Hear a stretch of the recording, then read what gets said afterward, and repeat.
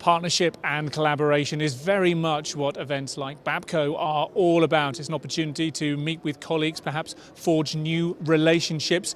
We're just taking a couple of moments here to talk about a new relationship in one hand, but a very long-standing relationship in another. And I'm joined here by Adrian from ETSI and the 3GPP, and also from Tony from the TCCA, who are here to talk about, I guess, a new phase of a partnership between what you guys do. So who should I come to first of all? Adrian, tell me about what you've been doing at ETSI recently and about how that is changing now a little bit, or being augmented with what Tony's doing with the TCCA. I mean, we've been working with TCCA for many years now. From our side, we're very good at writing standards, that's what we do. But of course, for standards to be effective, they have to take into account the end user requirements. So we rely on Tony and TCCA, in the case of public safety, to say to us, well, this is actually what we need.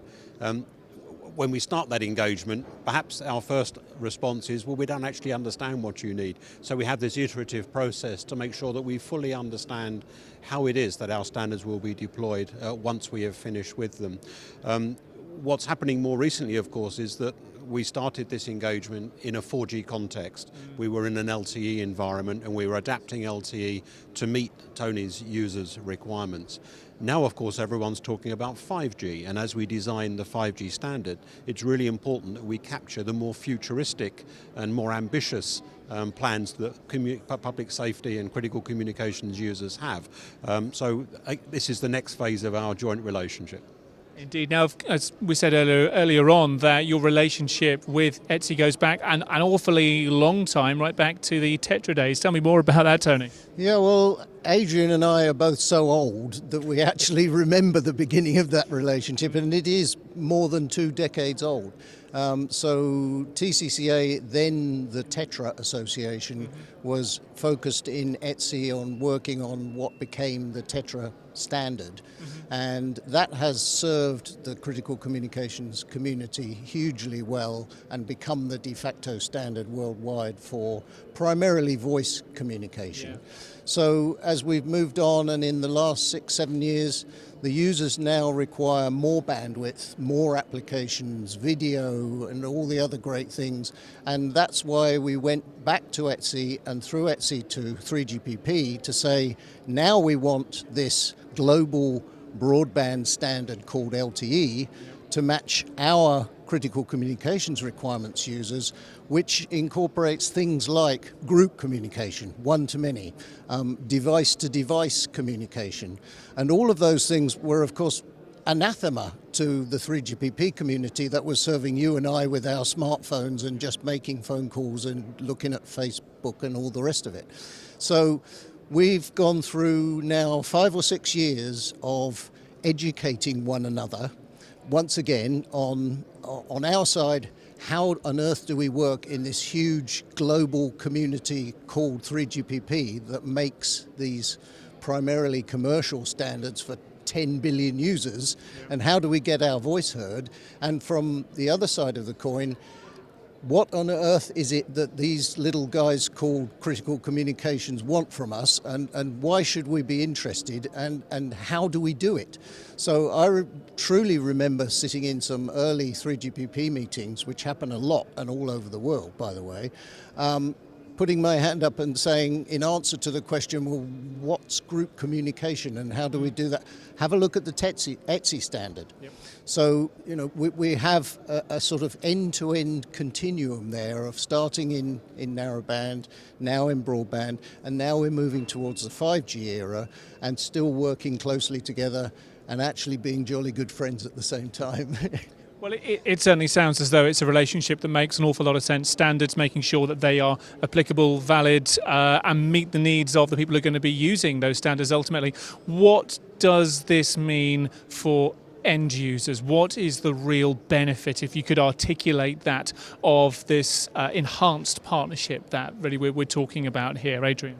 And I think one of the reasons why the critical communications community came to 3GPP and made this plea to adapt our standards to meet their needs was that they could see the benefits of scale. So if you're building on a standard that already has global scale, then the market economies are obvious. Traditionally, the Tetra market is actually a very small market. It's rather bespoke, and so you don't have that whole concept of globalization and mass market. So that's the first benefit, really, of aligning with the mobile cellular market. You have this large economy of scale.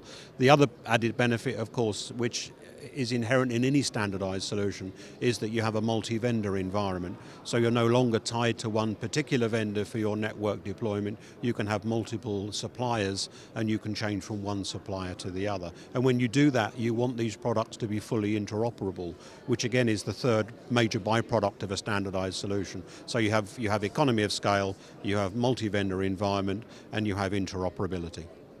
And ultimately, Tony, this will just make life easier, more choice, more reliability for your members. Better cost, economies of scale, as Adrian says. So, now our end users and the people who are buying services and equipment to service their public safety or other critical communication users' needs have a global market of multiple vendors to choose from. They're not locked in. They don't have any problem of price competition. It's all there. The suppliers are all fighting one another and fighting to be innovative on top of the standard. Yeah. So maintaining all the benefits of standards, but innovation and differentiation based on a standards environment are very important to deliver the best quality of experience to the users. And of course, another area in which ETSI in this industry has been particularly active with regards to testing as well. I've been reading about your MCX, Mission Critical for Voice, and also for video, and doing lots of testing in that area and keeping on iterating that testing as well. That's really, really important to prove that the standards are being implemented correctly, and interoperability across the different vendors and so on is where it needs to be to ensure this robust platform. Indeed. I mean, we often talk about these interoperability events and the percentage of pass rate, which typically is 80 or 90%. From my point of view, actually, I think it's more interesting to talk about the failure rate, because what we want to know is why did 10% of the tests actually fail? And there are always good reasons. In many cases, it's because the interpretation of the standard was different. Maybe the standard is ambiguous, yes, and two intelligent people can interpret it in an entirely different way. So that the whole point is not really to show how clever or how good we are through interoperability testing. It's having that feedback loop that says we think there is an area for improvement here, and we need to make that improvement and then actually build towards 100% pass rate rather than just 90% pass rate. Sounds to me as though interoperability is all part of what we're talking about here. Increased communication, making sure that the needs of the users are properly implemented in standards, and then that the technologies that are applied against those standards all work together very, very nicely. Everyone's a winner from all of this. Listen, Adrian, Tony, thank you very much indeed for joining us here today. I wish you all the very best with your future collaboration. Thank you. Thank you. Thanks a lot. All the best.